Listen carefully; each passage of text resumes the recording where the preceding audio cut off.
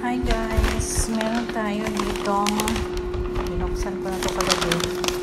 Meron tayong bulalo from Cocina de Rose. Kaya sa mga nagtatrabaho dito sa Qatar, mga kababayan, kung gusto niyo po, naghahanap po kayo ng Filipino foods or Filipino restaurant, i-try niyo po ang Cocina de Rose. Located po siya sa Doha, sa may malapit sa Suwaf. Ayan. Ito yung ating bulalo. So, iinit ko to kasi kagabi pa to dumating dito.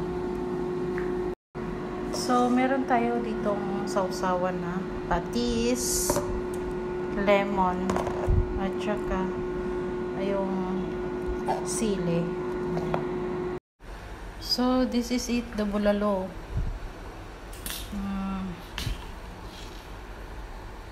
That guys. Bulalo for today's lunch. Masarap. Yan.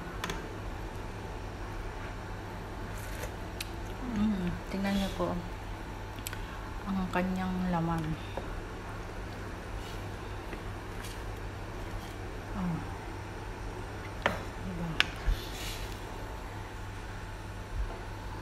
Bulalo, yummy, and then corn.